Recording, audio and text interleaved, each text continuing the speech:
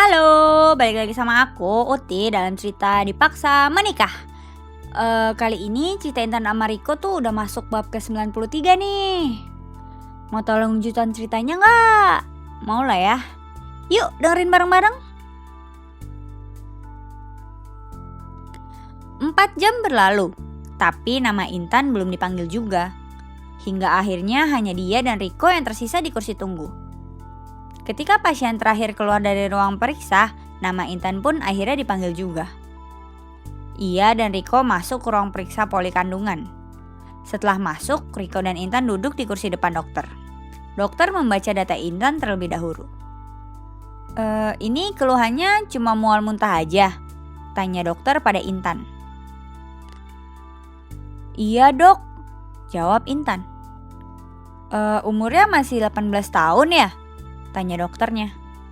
Iya dok, jawab Intan lagi. Udah berapa lama menikah? Tanya dokter lagi.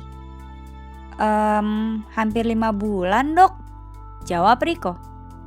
Oh yaudah, silahkan naik ke tempat tidur, saya periksa dulu ya, ujar dokter kandungannya pada Intan sambil berdiri dan berjalan ke samping tempat tidur.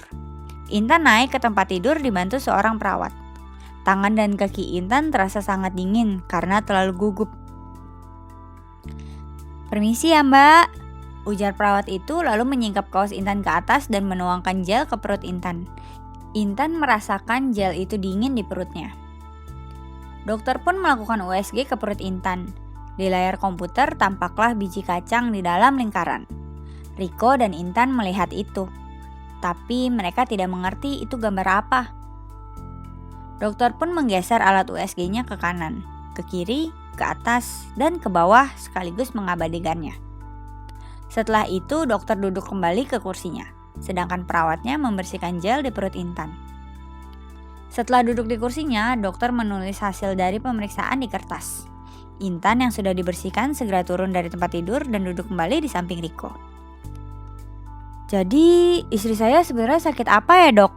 Tanya Riko tidak sabar. Hah? Sakit? Tanya dokternya heran sambil membetulkan letak kacamatanya. Iya. Ini dia kenapa muntah-muntah terus? Jawab Riko. Jadi kalian gak tahu kalau ada janin di sana? Istri Anda itu lagi hamil pak, jawab dokter itu. Oh hamil, ujar Riko santai sambil manggut-manggut. Apa dok? Hamil? Tanya Intan sambil membalalakan matanya. Hah? Apa? Hamil? Ujar Riko baru tersadar dan mengulangi kata-kata Intan sambil menggebrak meja dokter dengan pelan-pelan. Iya. Selamat ya untuk kalian berdua. Usianya masih sekitar 4 mingguan. Tolong dijaga dengan sangat hati-hati ya, jawab dokter itu sambil tersenyum lalu menyalami Riko dan Intan. Makasih dok, makasih, jawab Riko sambil tersenyum sangat bahagia. Justru Intan yang terlihat tidak bahagia. Di dalam mobil Intan hanya diam tidak bersuara, sedangkan Riko tersenyum tiada henti. Ia tidak menyangka ular Indianya seganas itu sehingga bisa menghamili Intan dan sebentar lagi ia akan menjadi seorang ayah.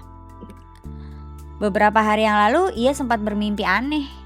Di dalam mimpi itu ia sedang mandi dalam sebuah kamar mandi. Tiba-tiba ada yang memanggil, "Pak, Bapak!" Riko pun menghentikan aktivitas mandinya dan melihat ke kanan kirinya tapi tidak ada siapa-siapa.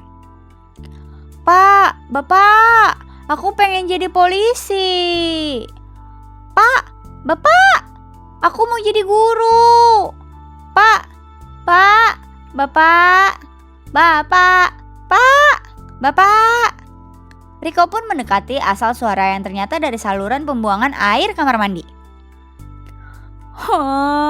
Anak-anak aku, gumam Riko sambil mewek. Ternyata mereka adalah kecebong-kecebong yang dibuang Riko sebelum menikah dengan Intan. Setelah itu Riko terbangun karena terkejut dengan mimpi anehnya. Nah, cerita Intan sama Riko sampai sini dulu ya. Intan udah ketahuan hamil nih guys. Mau tahu lanjutan ceritanya nggak? Pasti jauh lebih seru ini.